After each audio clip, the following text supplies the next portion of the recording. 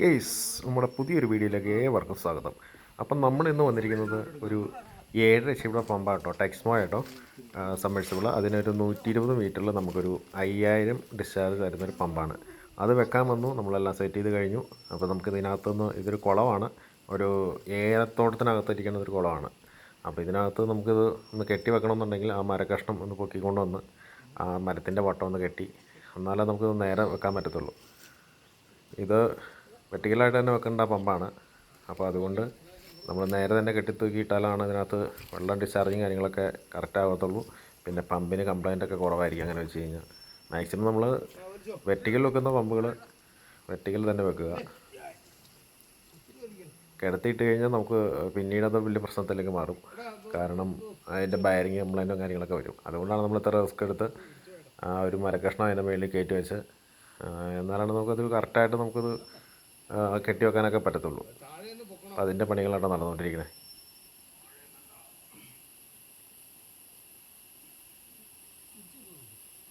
ഇതിനകത്ത് തന്നെ ഒരു ഡീസൽ പമ്പ് വെച്ചിട്ടുണ്ട് അവർ.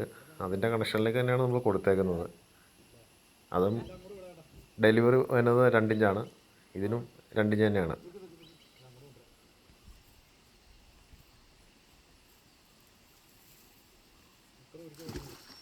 അപ്പോൾ നമ്മുടെ വായിച്ചിറക്കാൻ ഏകദേശം അവിടെ ഇറങ്ങിയിട്ടുണ്ട്. അവിടെ നിന്ന് താഴത്തേക്ക് പോയി നല്ല ആഴമുണ്ട്.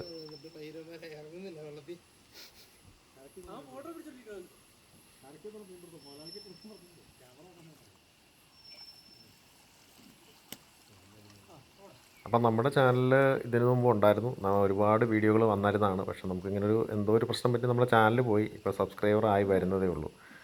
സബ്സ്ക്രൈബർ ഇല്ല എന്ന് തന്നെ വേണ്ടി പറയാനായിട്ട്. അപ്പോൾ നിങ്ങൾ കഴിവതും കാണുന്ന ആളുകൾ നമ്മുടെ ചാനലൊന്ന് സബ്സ്ക്രൈബ് ചെയ്യുക, നമുക്കൊന്ന് ലൈക്ക് അടിക്കുക. എന്തെങ്കിലും വീഡിയോയ്ക്ക് കമൻറ്റ് ഉണ്ടെങ്കിൽ കമൻറ്റിലൂടെ അറിയിക്കുക.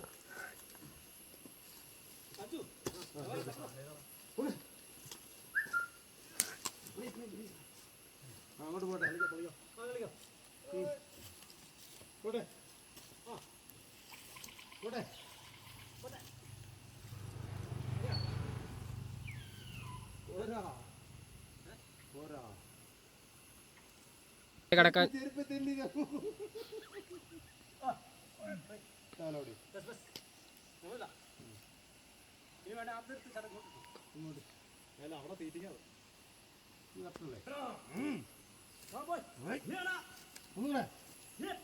നല്ല വെയിറ്റുള്ള ഒരു മരം കേട്ടോ അത്.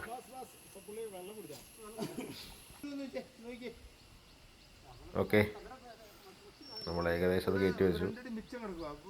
മോട്ടറൊന്ന് പമ്പ് ചെയ്ത് നോക്കണം.